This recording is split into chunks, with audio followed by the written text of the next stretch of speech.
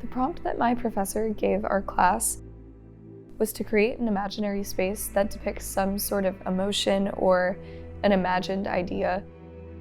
So this piece was very much about creating something that wasn't there before and giving a reason why this space is now come to fruition.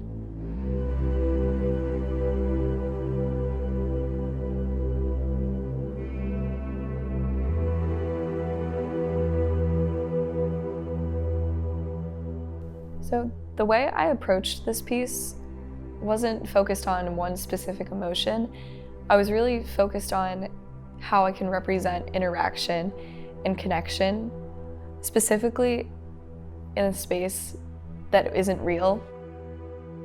And with that, I came to thinking about mirrors and how bodies interact with mirrors, and how this space I could create could become the space between mirrors. So I took the idea of an infinity room and how a body would interact in that space.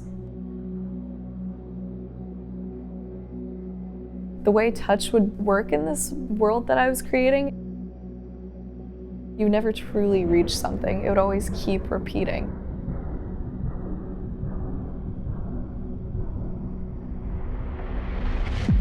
The reason why I chose hands to be the represented body part in this piece was because a key component of interaction is how we physically interact and physically touch. It's not like a linear process. I kind of just scribble until like a word or a phrase or even like an image comes to my head.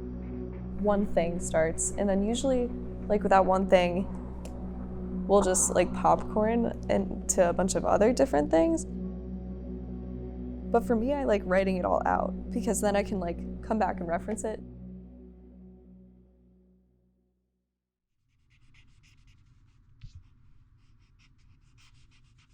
My choice of medium for this piece was charcoal and graphite because I wanted to show the contrast of the deep like richness of the charcoal on this white paper, which I thought aligned perfectly with the rigidness and sharpness of mirrors with the organic form of hands. For me, an infinity room is it's a precise and almost like clean and calming place. And I think that the essence that charcoal and graphite give is very clean and precise, and you're able to manipulate it.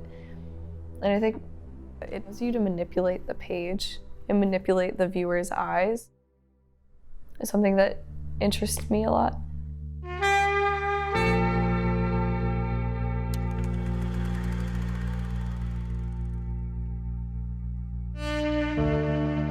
For me, I've always been interested in that idea of reflecting the world, but in a way that's not just literal.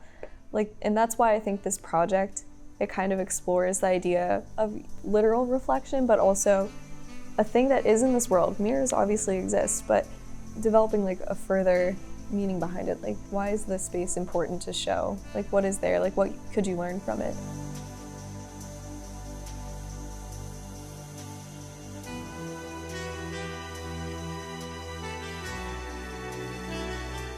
And I think like with this space, like if the spaces between mirrors existed, I think you would have to see yourself repeating pretty much for infinity. And I think if people kind of had that view, people would be a lot more self-aware.